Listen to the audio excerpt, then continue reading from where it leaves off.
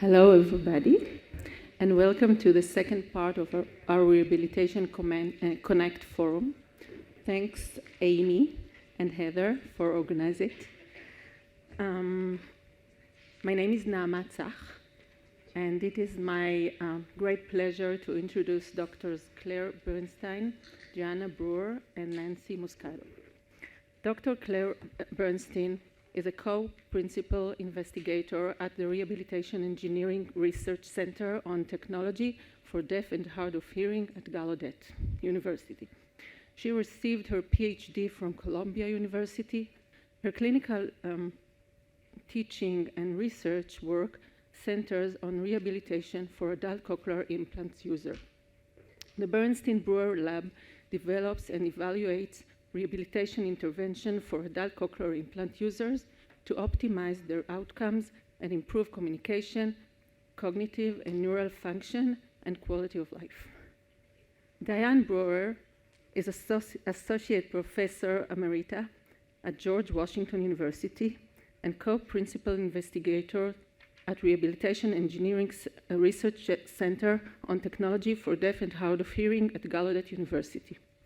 Her teaching and research interests are focused on auditory rehabilitation to improve outcomes for persons with hearing loss.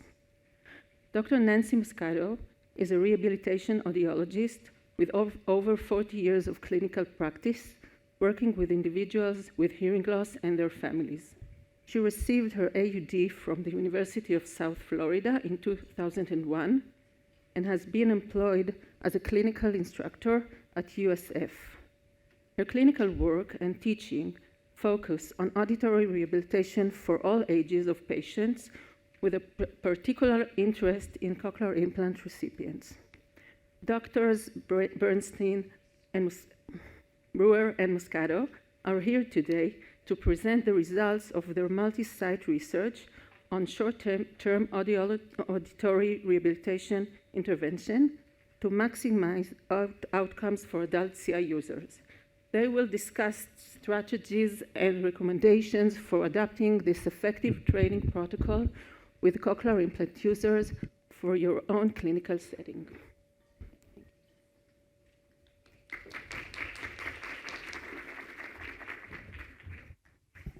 I'm a little shorter than you. I have to adjust.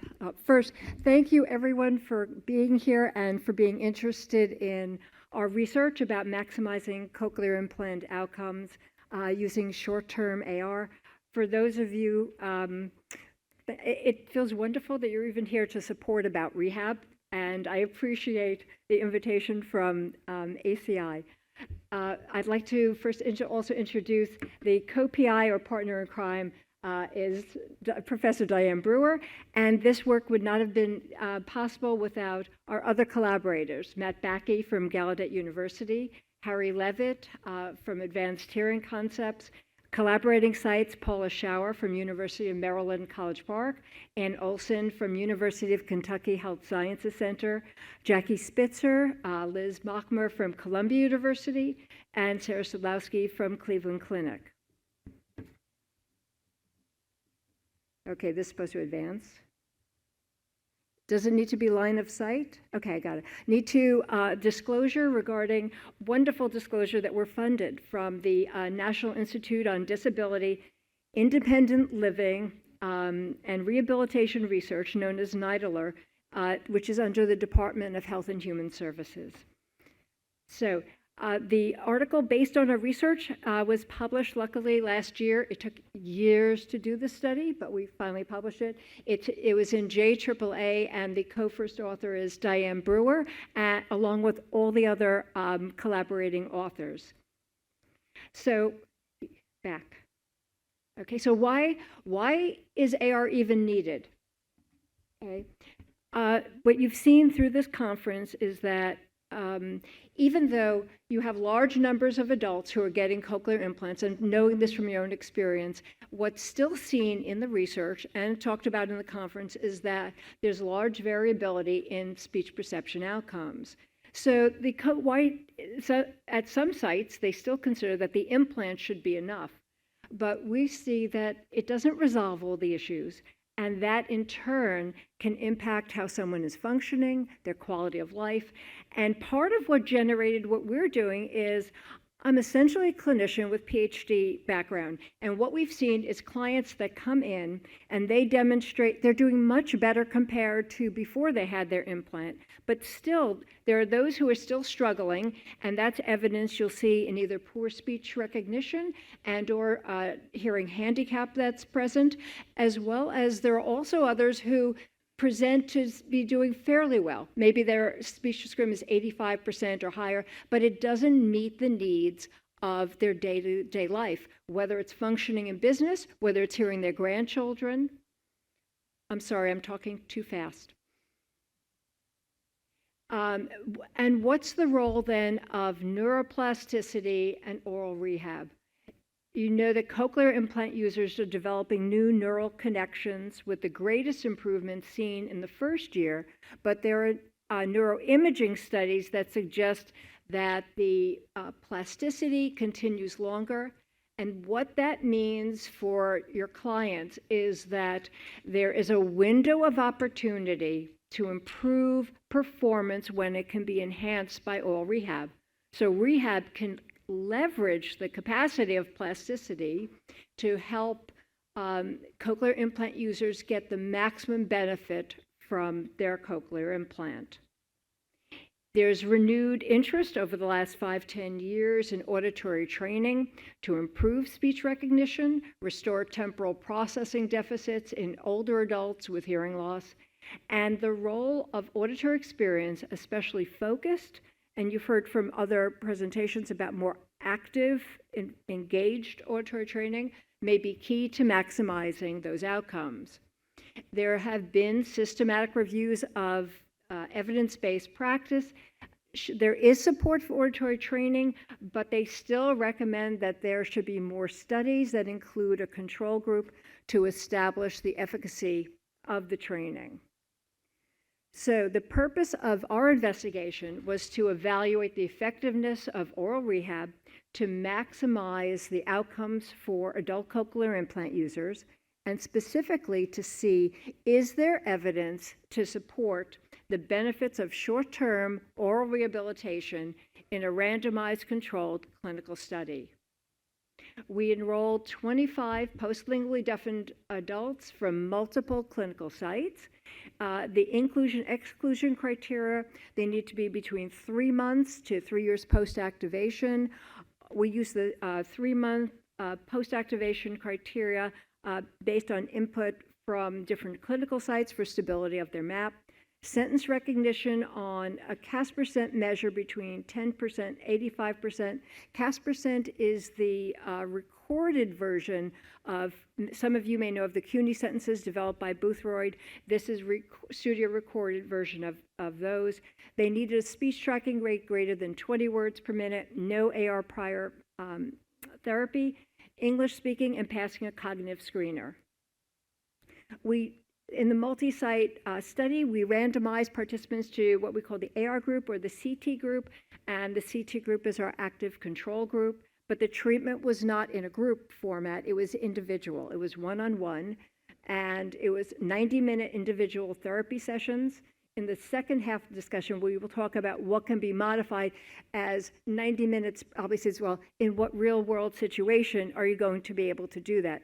We were taking the ideal, and then we can discuss what can be modified, but you need the evidence first. We did 3 assessments. We did pre at baseline, 1 week following training, and 2 months post. So what consisted of our treatment, our AR, the treatment protocol for the AR group? It consisted of, someone was speaking earlier in the day regarding Boothroyd's 4 key categories in terms of the parts that should constitute a multidimensional holistic approach to oral rehab. These are in similar names. The auditory training component is the perceptual part, and we included sentence identification, vowel and consonant contrast, KTH speech tracking. Primarily, we'll go into more details, synthetic top-down approach, but there was a smaller proportion that was bottom-up. Communication strategies training as well. And in addition, informational counseling that went over orientation to their implant, equipment and programs. As many of you know, they bring in their suitcase full of equipment, and even the most tech-savvy are often stumped. Assistive listening devices, and telephone use. We will be making, I forgot about talking about our active control group. So in designing an active control group, we want to have one that would be parallel in terms of time, in terms of clinician feedback, adaptable exercises with performance feedback. They're getting clinical support, but not the auditory training part, and we chose cognitive training exercises for the buy-in regarding brain training, especially more the adults we're seeing were older with cochlear implants. So for outcome measures for sentence recognition, we were using the Casper sentences developed by Boothroyd. We used 4 sets in order to, based on prior data, you needed 4 sets so that if there's a 10% improvement, it would be considered a clinically significant improvement. We use the hearing handicap inventory, the Nijmegen cochlear implant questionnaire, and the client-oriented scale of improvement, the COSI. Okay, so this, in this slide, we're presenting about the speech tracking performance. So you have on the left, on the y-axis, you have in terms of words per minute. We did 5-minute trials over 6 sessions. That's for a total of 30 trials. So 25 minutes of this type of training, which is synthetic, story-based training. And what you see that the mean starting around 30 words per minute, and you see it rose over 6 sessions to over 60 words per minute. Although there's not a quantification in literature about it, to give you an idea that for those who are under 50 words per minute, they struggle. If someone is presenting with that, those are your clients who are struggling. And you see Dr. Levitt, who analyzed some of this data, said that because you see that the slope is still rising, if they had more training, they could still advance and get even better with more training. So it's wonderful that they improved on a task, but does it generalize? Is there near transfer of abilities? On what you see here for the pretreatment, the AR group in blue and the other, well, it used to look like a light red. The 2 groups were parallel in the beginning at pretreatment, and at onset. 1 week post, you're seeing significant improvement in speech recognition ability on the order of about 20%. And compared to in red there, that was for the active control group, unchanged. Now, what happens in terms of hearing handicap? We have both there's the subcategories of emotional and social, situational categories, but if you just look at even the total score, all the way to the right on the chart, the blue is again for those enrolled in the AR training group, and the red and semi-pink is for the active control group. In this case, a lower score suggests a reduced handicap, better improvement, and you see a dramatic drop of it's about 25 points, and on this measure even 19 points is considered clinically significant, and we're reaching P levels of 0.01. Oh, and I forgot to mention on the speech measure, we also did Cohen's D, and the effect size on speech was 0.7, and on the hearing handicap over 1. So we're getting large effect sizes with this treatment intervention. On the Nijmegen cochlear implant questionnaire, there's subdomains, but the 3 main domains are physical, psychological, and social.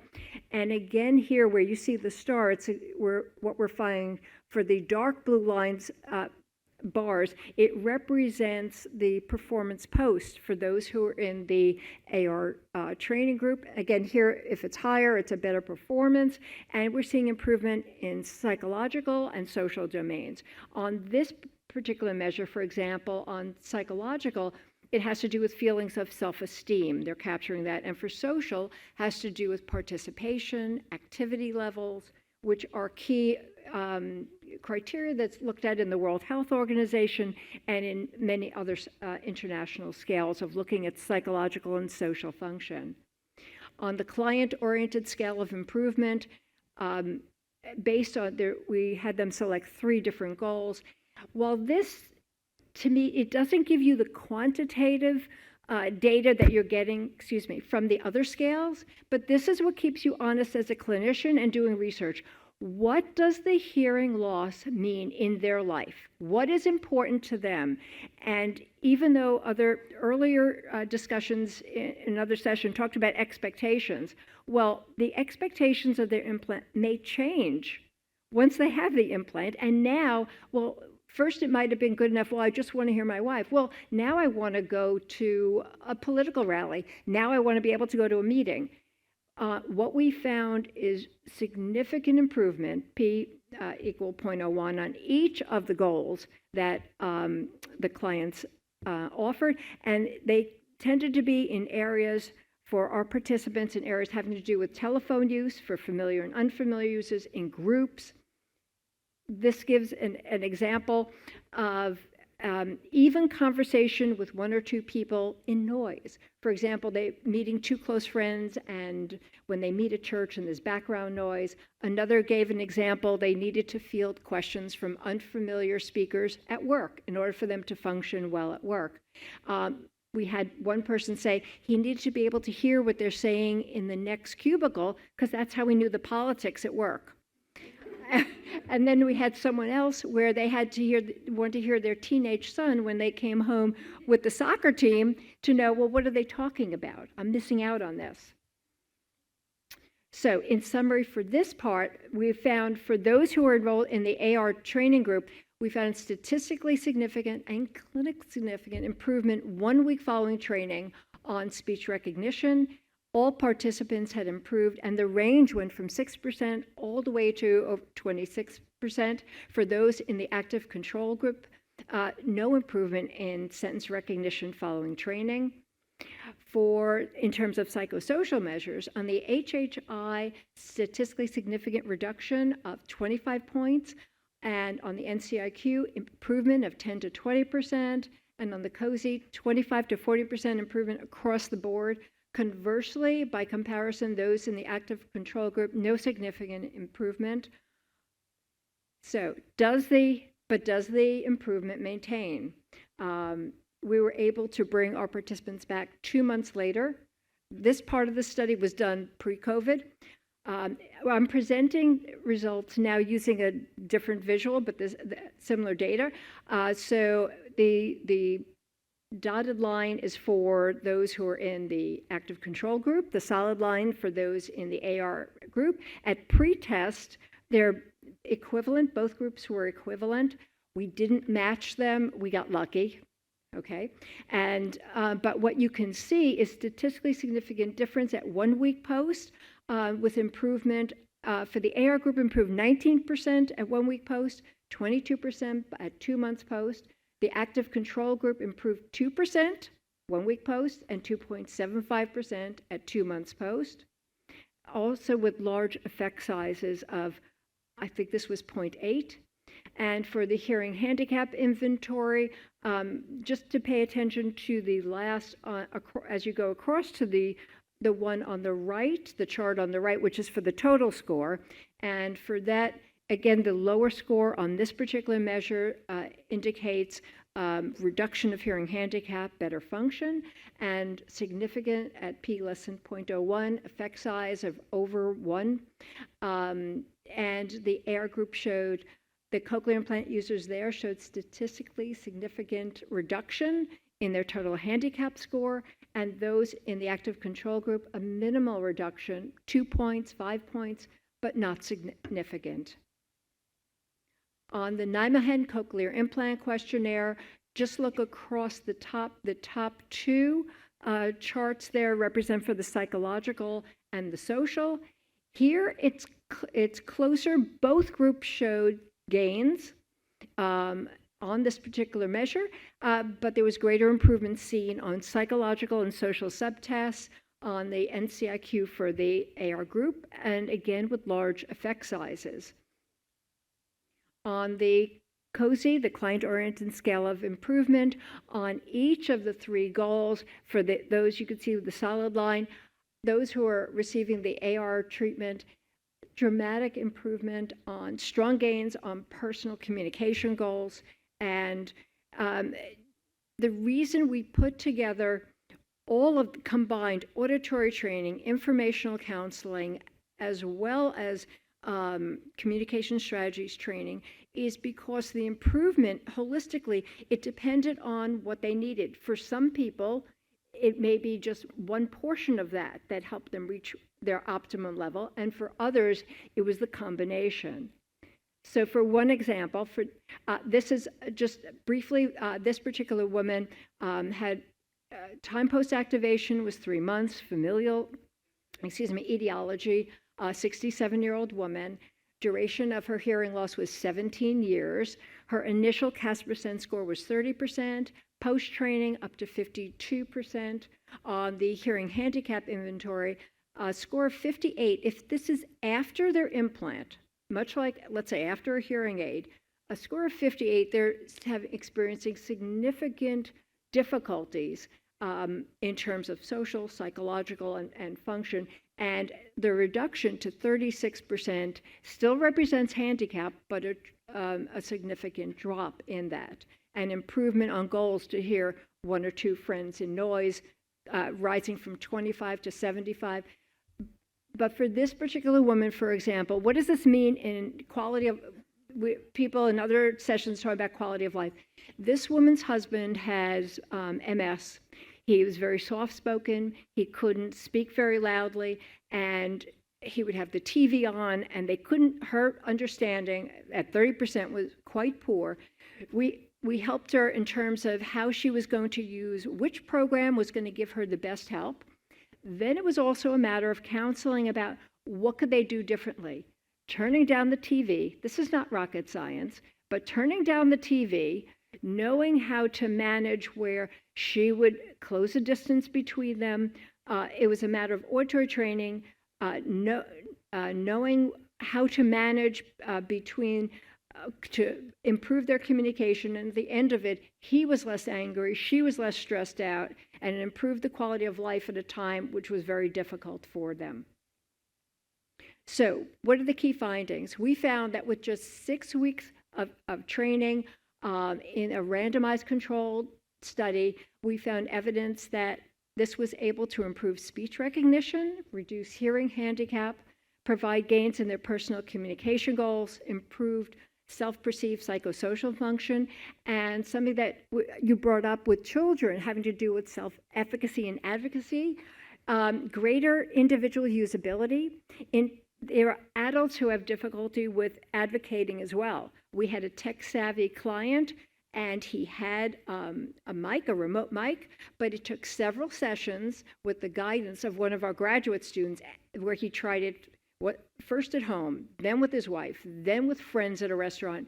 Then he felt secure enough to use it and now uses it all the time, feeling successful. And he said, Bryn made me do it.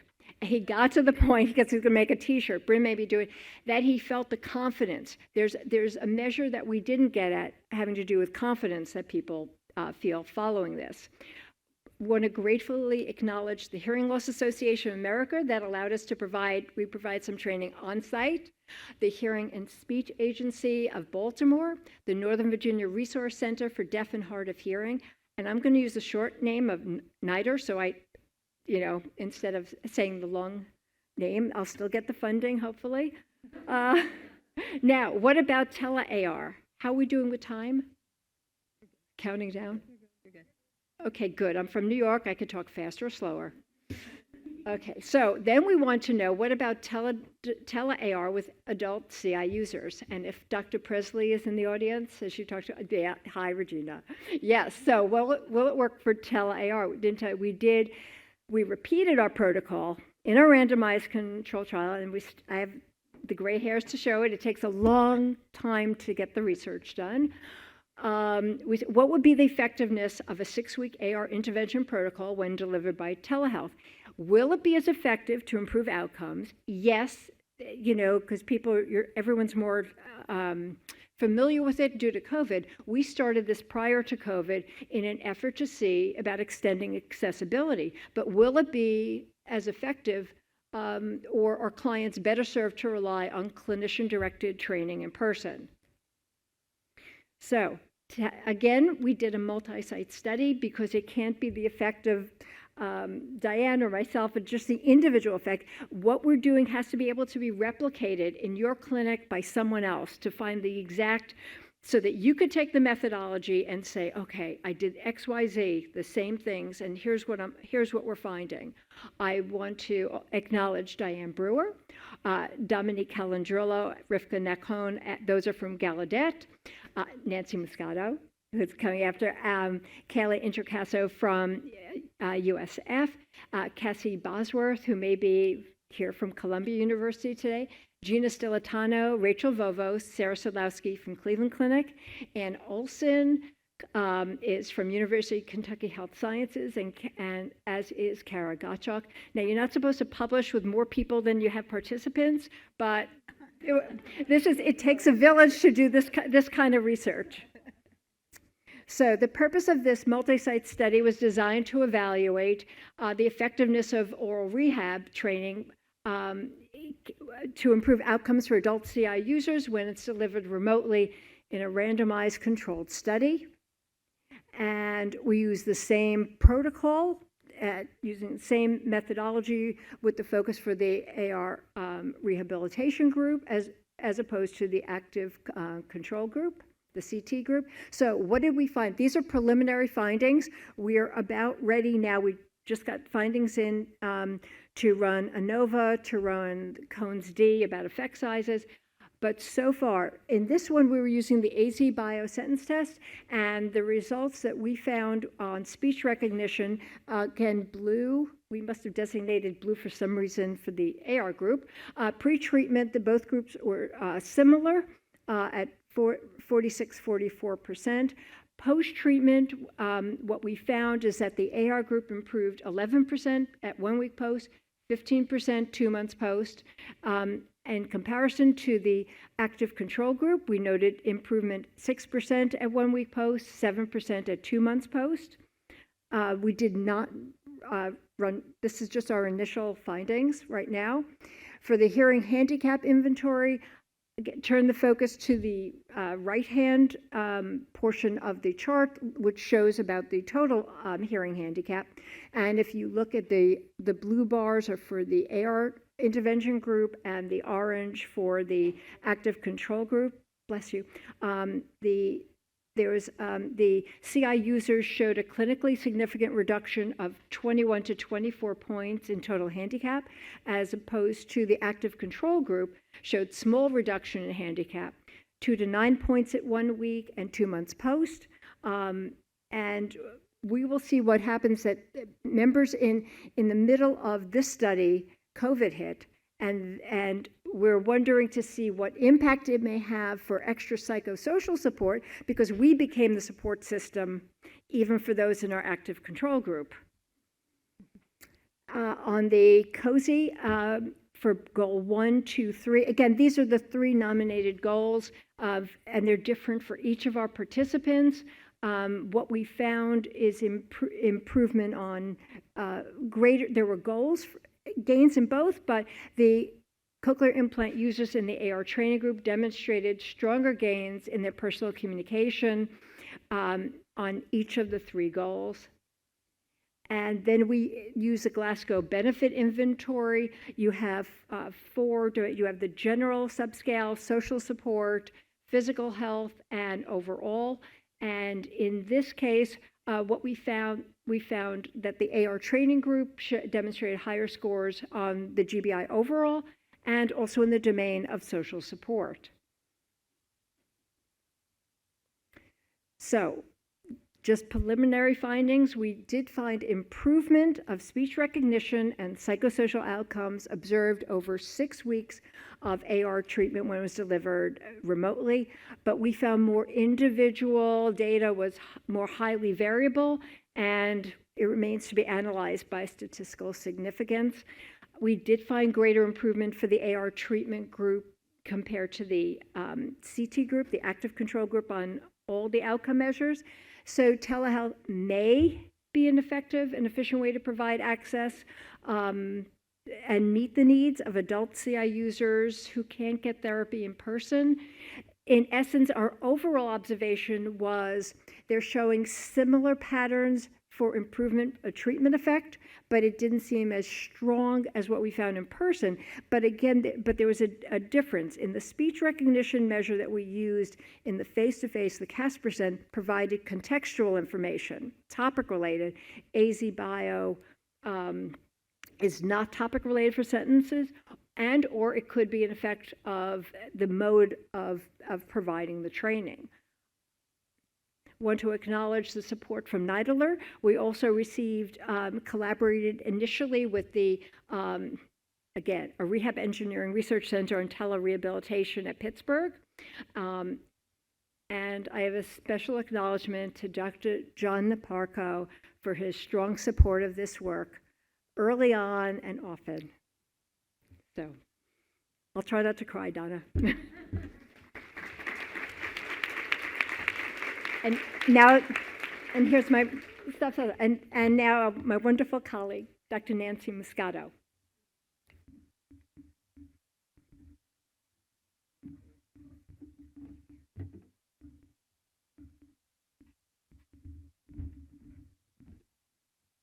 It's so nice to see all of you here. I was told prior to coming that there would be no one in the audience if I was talking about AR. So this is really nice to see you. This portion is going to talk about translating the research projects that Claire and Diane have worked on for a very long time into clinical application, which is my love. So I was really honored to be able to work with them in the research project and now to present today with you. I suppose I should put my slide up here, right? You might have to remind me throughout this. It's been a while since I've done this. Okay, so we're going to use the data from a successful study, which Claire just presented to you, and we're going to use the information from both the in-clinic study and the telehealth study. We're going to show how to adapt that research protocol into an effective clinical AR program. Sorry, the captioning was getting me here. I was like, did I keep pushing my slides ahead? But it's the captioning. So that you can work on an effective 6-week program in the clinic to help your CI patients, adult patients, improve and be able to do the things with confidence that they maybe weren't participating in before. So the areas of consideration are candidate selection, who can benefit. We need to know, we need to have a standard of care, so we need to know who we can work with and who will benefit. Components of a comprehensive AR program. What should we work on? There's so many things out there, and it's nice to be able to start in a 6-week program with a plan of what you're going to do. You're going to have training manuals and session plans. What else can you ask for? Materials, software, multimedia, and resources, and also pre- and post-assessment measures to determine the effectiveness of the AR treatment. You know, again, this was another aspect of this study that I've fallen in love with, because so many times people would call for information. What can I do with this AR patient? Do you have a book you can send me? And, you know, I wish I did have, but everyone is so individual in their progress. But yet this particular outline will work with most of your patients and at least get you started. So who can benefit from training? Gains were seen for both high performers and low performers. So essentially what we're saying is that many people can benefit. The slide shows significant improvements in speech recognition were seen at all performance levels. So speech recognition does continue to grow with our CI users. Those with poor scores at the outset of around 28 to 30% improved from 6 to 28%. Those in the range of 50 to 60% improved 15 to 25%. And those whom you might consider really good or fair to really good with 71 to 78 still improved 10 to 21% after training. So with speech recognition performance, we can see that all CI users tend to benefit from additional training. So again, who can benefit? We use some other measures, combining your psychosocial with your sentence recognition to help determine who would actually benefit from this training. So pre-training assessment with speech recognition and psychosocial measures, what do we do? The speech recognition AzBio sentence test, 2 lists were administered. We do this with CI patients. I am a CI audiologist, so most of the time you will find that if you're not familiar with this material and you're afraid to use this material, check with your audiologist. It's been administered to your patients and may have been administered right before you get ready to start. The hearing handicap inventory, which Dr. Bernstein indicated, helps you know exactly how much difficulty the individuals are having. And then your client-oriented scale personalizes that information so that we know what the individual particularly wants to work on. I think we covered the CAS% a little bit. It was used in the previous studies, both in the in-clinic and telehealth, but it was not used to help determine inclusion-exclusion criteria, so we're not going to talk about that one right now. It is a great tool to use, and we have more information if you have questions on that. So who can benefit from training and how do you decide? If you look at the HHIE, which is going to help you predict how much difficulty the individual is having, or the COSI, which is a client-oriented scale. You sit down with the client or the family, significant other, and come up with 3 goals that they particularly want to work on. And then I'm also going to mention the World Health Organization, partly because speech pathologists have used this more frequently, I think, than audiologists, in helping determine what are some of the actual activity limitations, participation restrictions an individual is having. I actually worked on this as my doctoral thesis. I kind of let it go, but it's a tremendous tool. I established AR goals for individuals using the WHO format. So if you have used that, it's also a great tool to use to help decide what individuals are not able to do. And as Dr. Bernstein mentioned, this changes over time. Someone who's having difficulty just communicating with their wife at home, we work on that, and then all of a sudden it is, I want to talk to my grandkids. Their voices are so high-pitched, I can't hear anything. They talk fast, they never look at me. That becomes another goal. While the study did not necessarily talk about using the listening in noise, okay, you can add noise as you're working on sentence recognition. Again, you need to be a little bit controlled in how you do that, and we can always answer some questions about that, but if you start out with some easy noise in the background and begin to train, they can get better. So honestly, some of your performers that are in the 90% range, we all look at 90% as good, but guess what? You're missing 10% at 90%. So your patients will tell you they want to be able to hear it all. So if they do, let's add some noise in there because that's what our world is. It's very noisy, okay? Treatment protocol. We talked about this in the study. There was 6 weekly 90-minute sessions. Obviously, that may be hard for many centers, so we want to change that. And we're going to talk about 60-minute sessions. And then you want to know whether you can do it in person or with teledelivery. So we'll spend a couple minutes on teledelivery and some of the things that you have to think about. You want to think about what's the rationale? Why did we come up with this? Why do we use 6 sessions versus 10 sessions? Okay, and how did we decide on that? So prior work that Dr. Bernstein and Brewer did with KTH speech tracking found that we needed more than 4 weeks. So it was more than 4 weeks for most adults. They needed a minimum of 6 weeks. So you want to give them at least 6 weeks of this speech tracking information training, and that's what the study did and proved that we had some significant outcomes with that. The other thing is how much in your 60 or 90-minute session do you want to spend on the analytic versus synthetic? And we'll go over that in the next few slides. So the 6 weeks seems to be effective, and that's what we're presenting to you today based on the study. So in preparation for working with a client on auditory training, you're going to use a training manual, which is extremely detailed. Very proud of them for that work. A colleague of mine, Tricia Blake-Rotter, also worked with them, and I know how much work she put in to that training manual with the graduate students as well. Goal setting, so you want to talk about what are the personal goals of the individual, and you're going to have information on how to do that. Session plans and your performance sheets. So I want you to know you're going to walk away with this information today. It's not going to be, oh my gosh, I went to the conference, what am I going to do? I don't even know where to start. Let me look at those slides and see if I can find something. You will have it. And materials for each session. So now we want to talk a little bit about synthetic versus analytic training, and what proportion of time do you want to spend on each one of those. So for synthetic or your top-down training, it's going to be your sentence identification materials, which we'll go over in a second, and the KTH speech tracking. And some of you might be wondering, what's this KTH speech tracking? We're going to give you that information. You'll have a video on how to do it. Analytic or bottom-up is consonant contrast and vowel contrast. This might be a little bit more difficult for someone who's not trained in some of the work.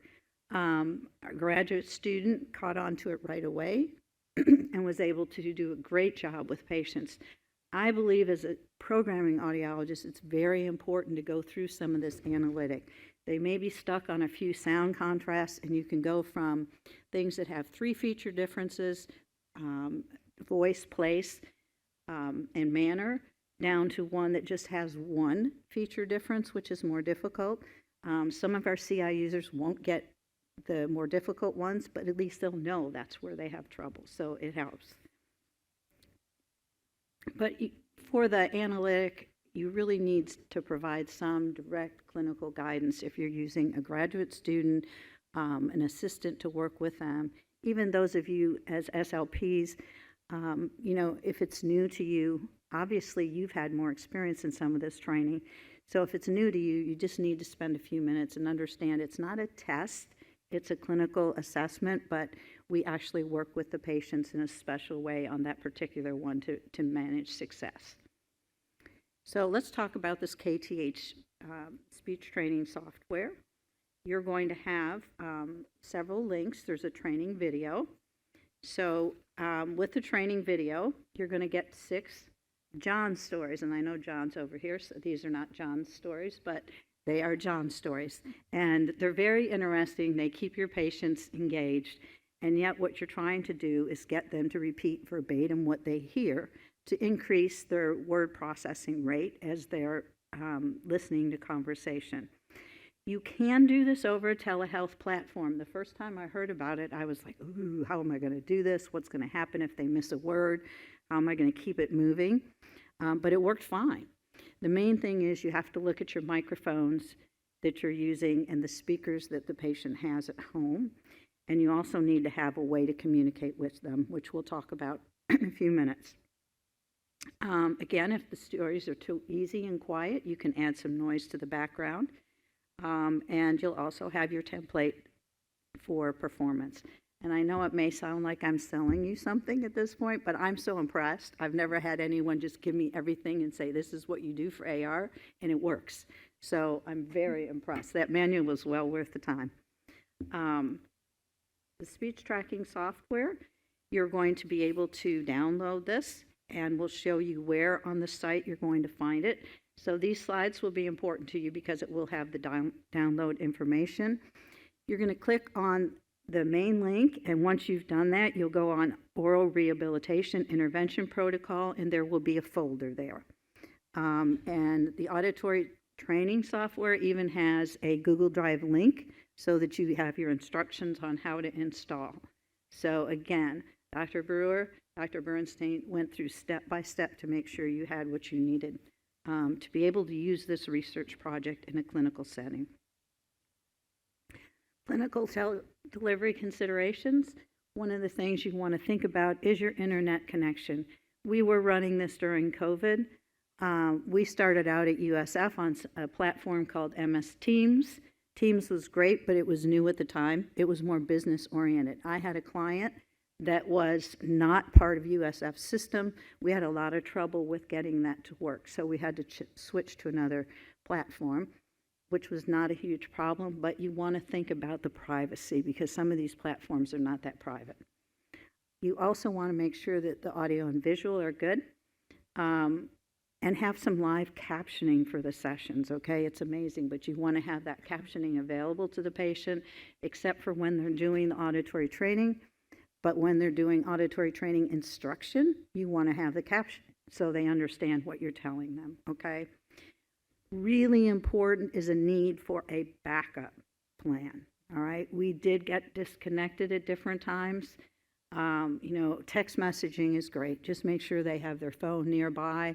You've got yours, and if something goes wrong, you can at least let them know it's going wrong. Sometimes it's more on the patient side, I think, that they have different systems using Wi-Fi at home, different things, and sometimes they are not coming through clearly to you.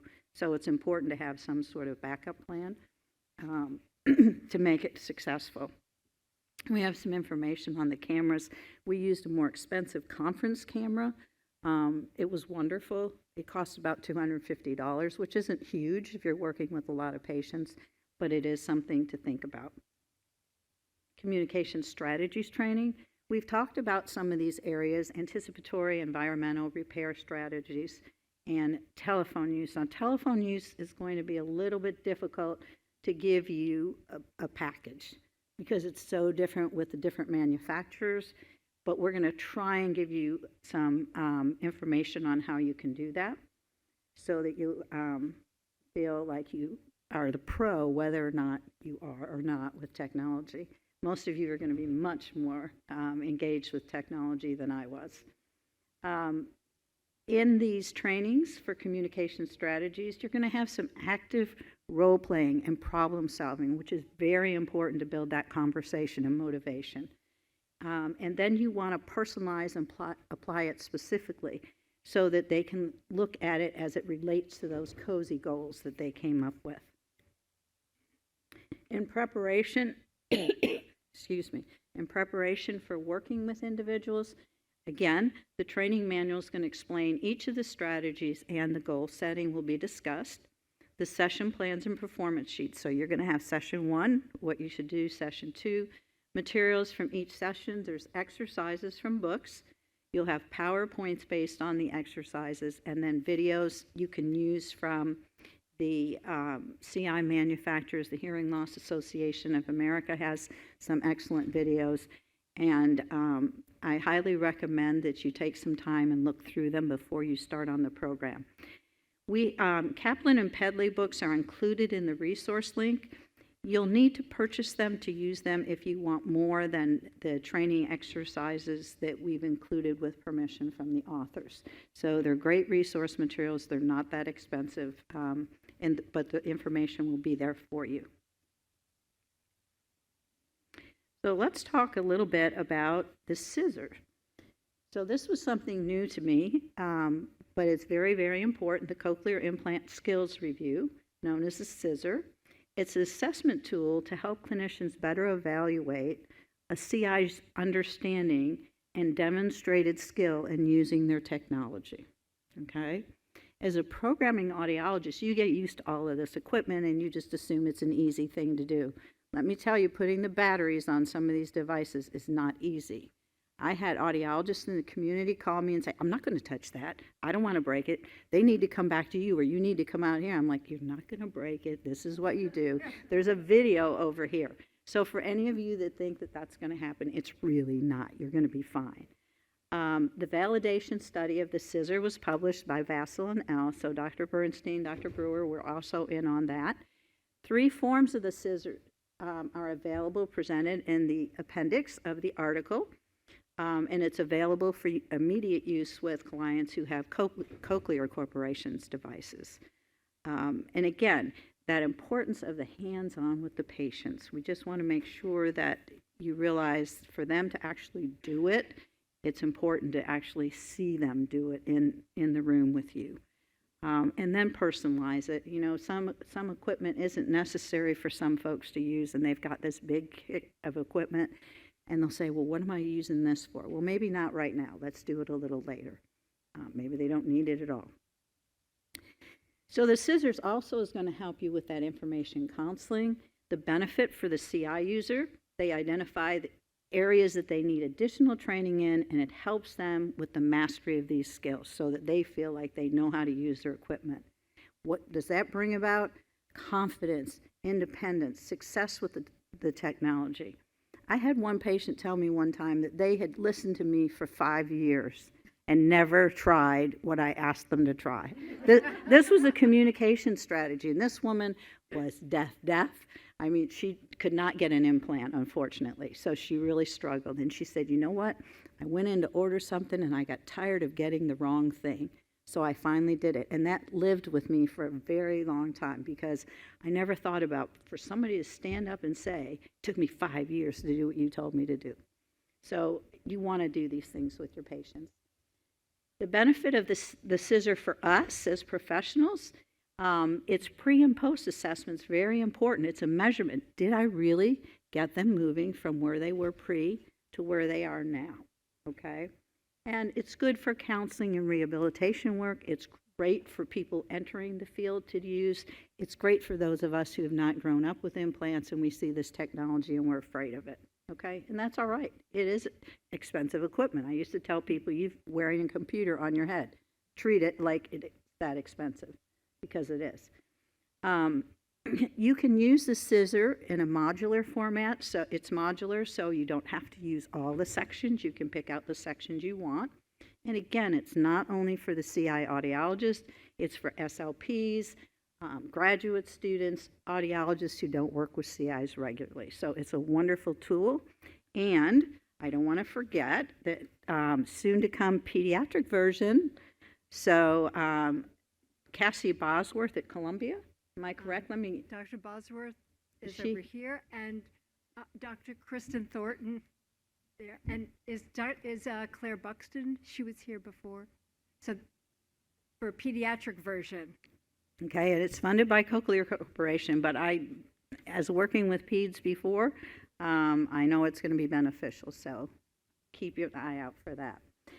Now, coming to counseling on assistive technology, not only do we have to make sure they know how to use their instrument, but they need to know how to work with a cell phone, TV. How do I watch TV?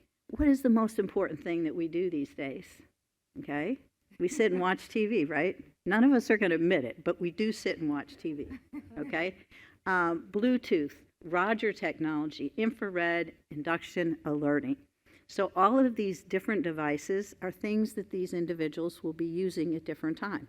Some may not, but some will, and so you want to make sure. So there's going to be included PowerPoints and videos to lead the discussion on how to use the telephone with the implant.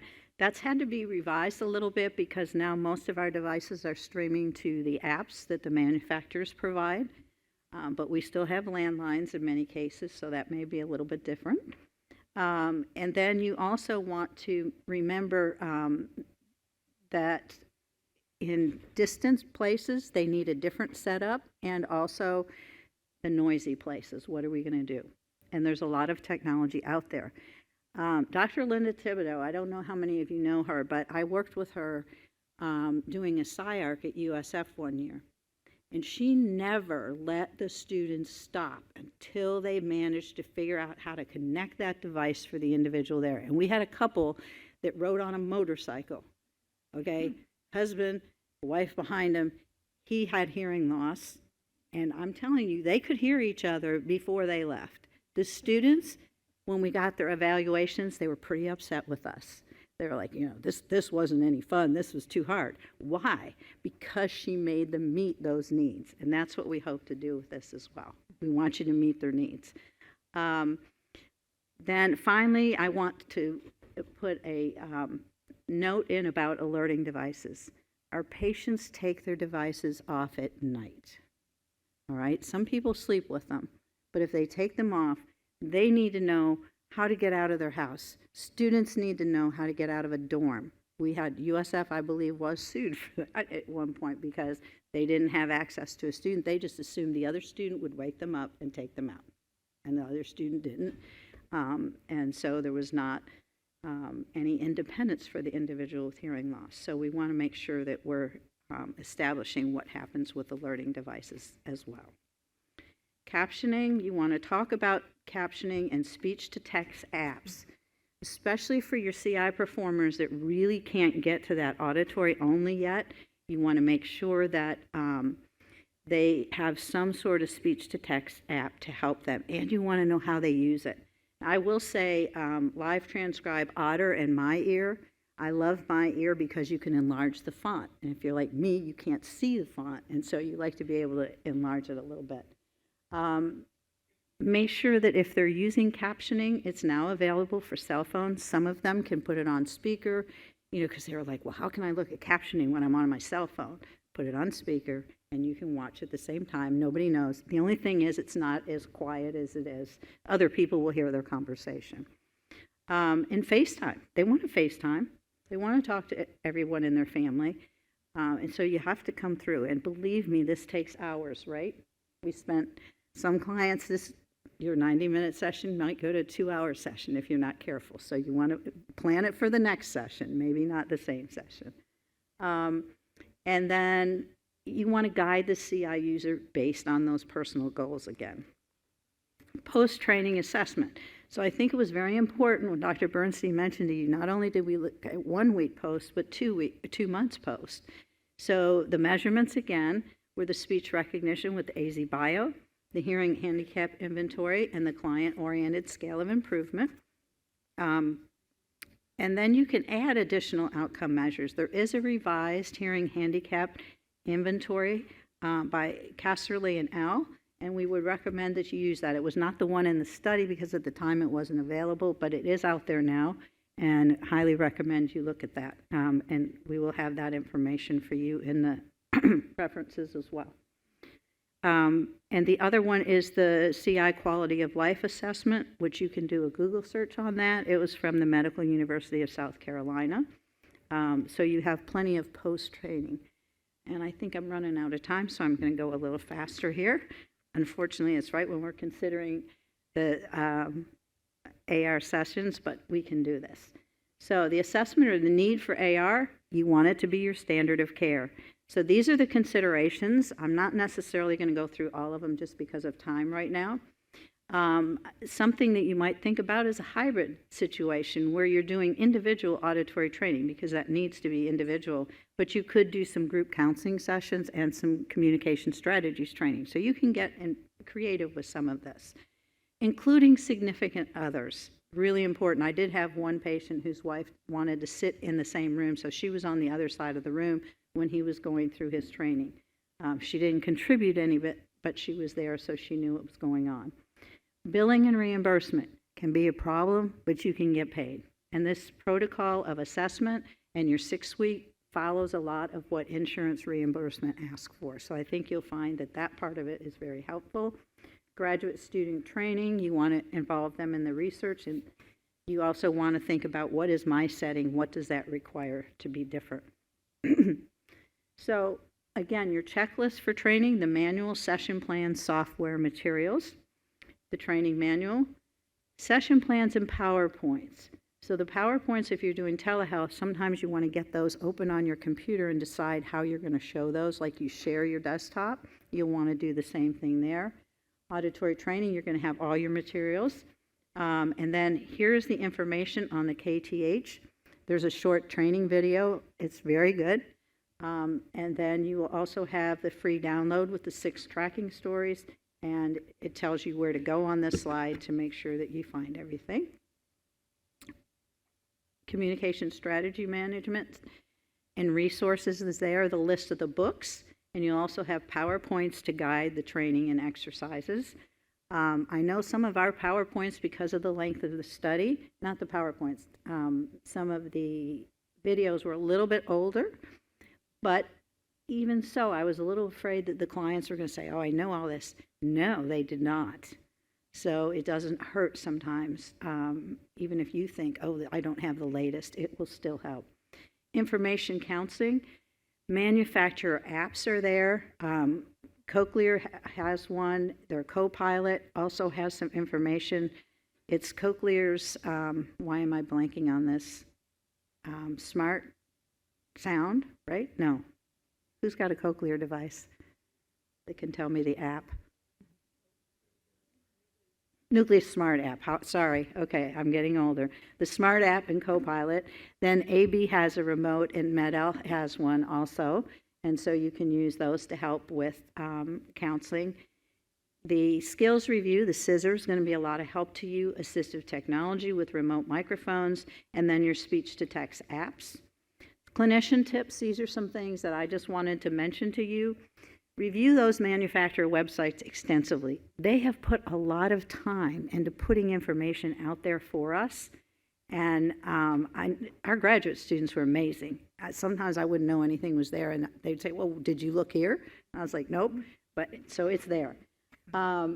You can use your manufacturer reps, particularly those of you who maybe haven't worked with a CI audiologist, they're not nearby.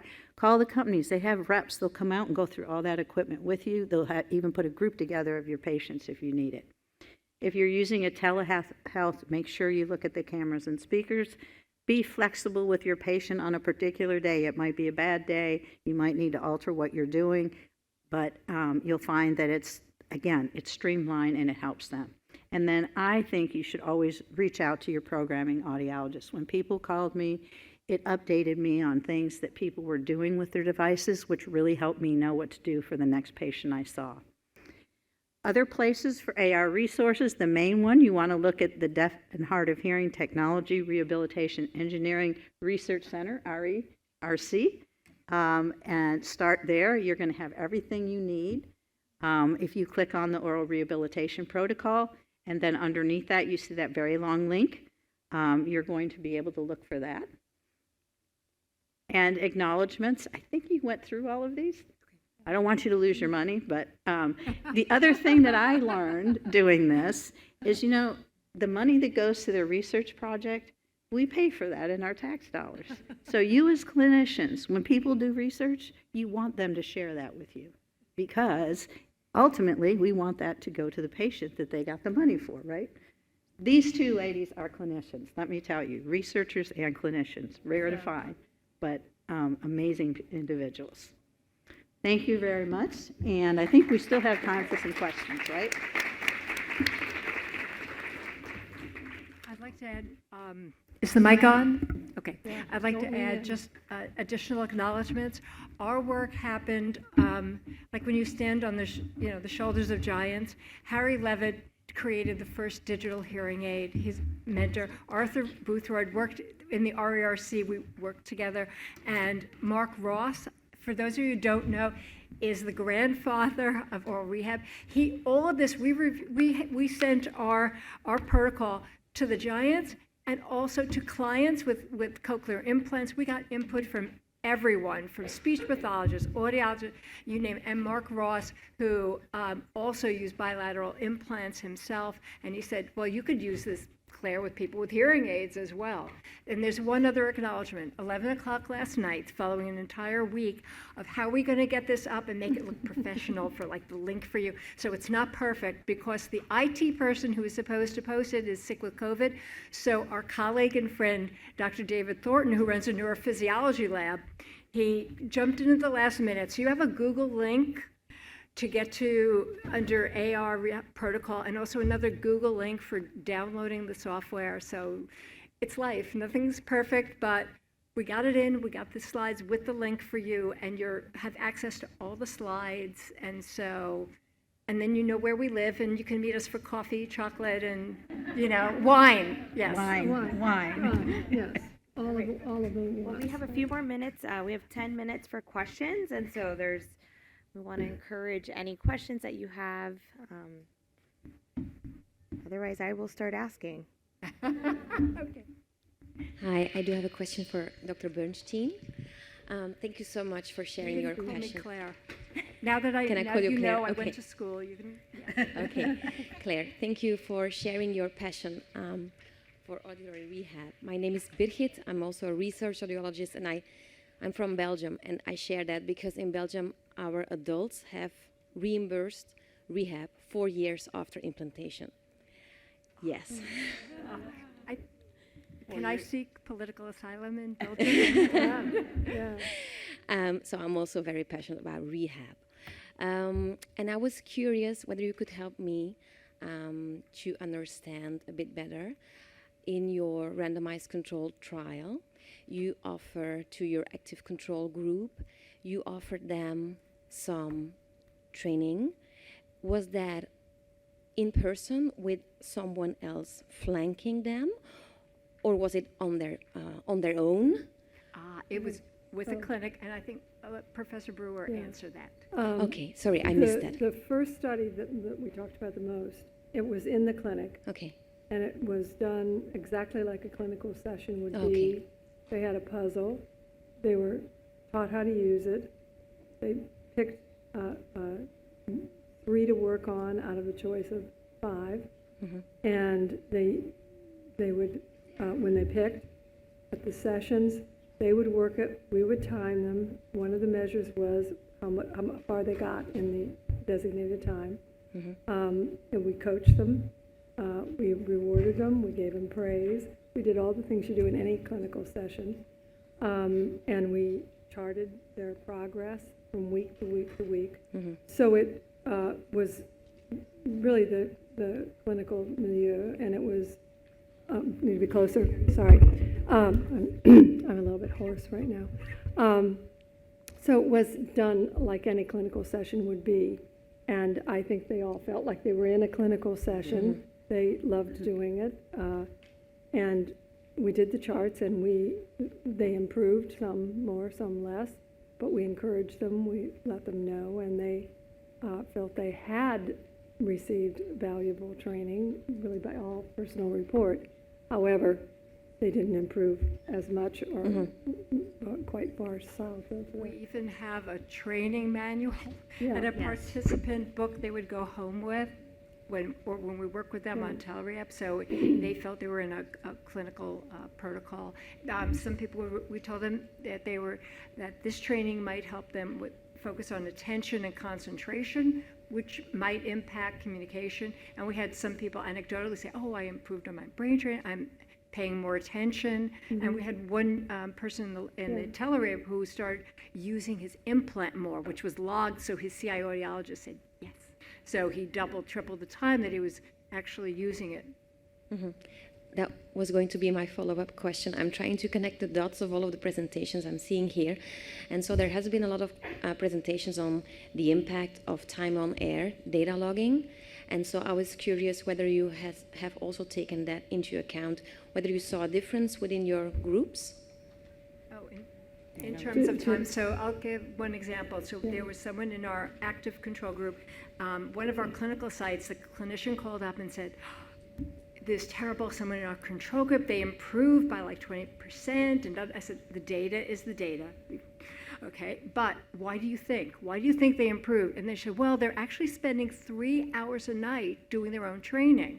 So we never got to even put that, it didn't fit into the article, but that's exactly what Arthur Buther taught, time on task. And we decided early on, ethically, we weren't going to tell people not to train. We didn't want to encourage or discourage, so we had them keep a listening log, but some people were like type A and said, here, they gave what they did every day, active listening. And other people were like, I don't know, maybe an hour, maybe nothing. Yeah, it was not very reliable data. Thanks so much. We should say too, one of the people in the control group, we had when we started remotely, we had a big book that we mailed them that had all the puzzles in it. And we didn't think to say this first. This person was up to the 25th one in the first one because she just did the book. And so we said, no, you can't do that. You have to wait for therapy. So you have to coach everything. Oh, sorry. Yeah, sorry. I'm sorry. I was saying we had a zealous participant who took this book for the cognitive training part, or the CT part, and without asking and without us telling her, because nobody else did this, they just worked in the session, she had gone through a large portion of all of her materials, practicing to be ready for the next session. And so we had to re-instruct and have her, no, you cannot use it in between. Okay, we have another question. I want to make sure we get to you. Hi, thank you so much for the presentation. My name is Mary Finkball and I'm at Georgetown University. Mike, I appreciate the comments about data logging because I too am trying to tie together everything. And I think it's so wonderful that the program incorporates informational counseling as well. And I can only imagine if the informational counseling includes some of those behavioral interventions to encourage longer use time, if the results of this study and the benefits will be multiplied, if we can kind of take, you know, all of the AR benefits and then combine it with the increased use benefits. And I wonder if, you know, there's a little bit of that going on, but we don't totally know because we didn't look at all of that together. But I think it would be awesome to like really double down on that in the informational session and see what that does for use time and then also all the other parameters that you measured. Thank you. Thank you, Mary. I have a question. So, do you have any information about the diversity of the sample that you worked with and whether there was any differences in terms of the application of the protocol? Diversity in which Ethnicity sense? or just, you know, I think sometimes, right, at least being in Miami and as a psychologist working on a cochlear implant team, then oftentimes things like this, right, so structured might work for a group of families or a group of patients, but realistically doesn't transfer over to everyone. So I'm curious if you have any experience with that and how you might recommend modifying something along these lines if someone's not ready to engage in such a structured program. Well, first of all, we have a very small number of people, so we don't have any data because there weren't enough people to analyze it that way anyway. And I couldn't quickly present numbers. Right, I don't have the exact data. It was more homogeneous given the Maryland, DC, Virginia area. I have worked in New York and ran a rehab group in African Americans, and then if you bring food and you have collaboration, people get a chance to, so combining, having something structured as Nancy was talking about, some individual part that has to do with the auditory training, but you could do a hybrid where, depending on the community, and reaching out and going into whether it's in a church setting or elsewhere where they may feel comfortable. You bring food, you have collaboration where they can get to know one another, more than one person in an implant support group. That's an aspect. It needs to be personalized to the community. You have to know what's going to work in the community. They would bring in spiked eggnog. And our disclosure, our clients would get humor or chocolate from my office at the end. And well, did that skew the results? Well, thank you so much. I'm going to ask Donna to come up. I know she had some announcements that she wanted to make.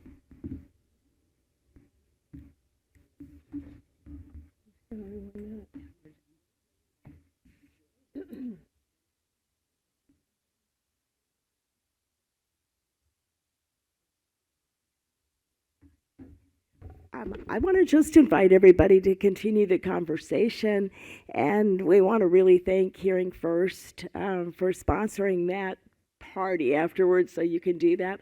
I want to ask Teresa Caraway, who is the CEO of Hearing First and a frequent collaborator with ACI Alliance, to just make a few remarks and then encourage you to join us. Thank you, Donna. And wasn't this terrific to have a dedicated point in time? Yeah, for us to come together and say, yes, these are my people. But, you know, devices are terrific, aren't they? And technology is wonderful.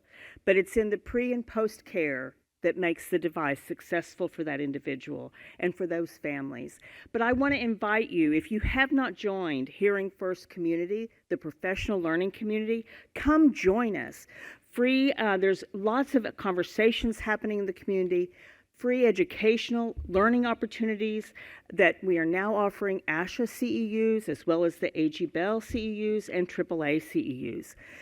We have listening and spoken language tracks. We'll be adding and expanding in our pediatric audiology realm as well. And so we need you there. We need you to enrich the conversation. But also we have a family-to-family support community. And we're a place where you can refer your families to a trusted place that they will get accurate and complete information as they pursue their listening and spoken language outcomes. So come join us. We're thrilled that you're here, and we look forward to talking further with old friends and meeting new friends in the reception that follows. So thank you, guys.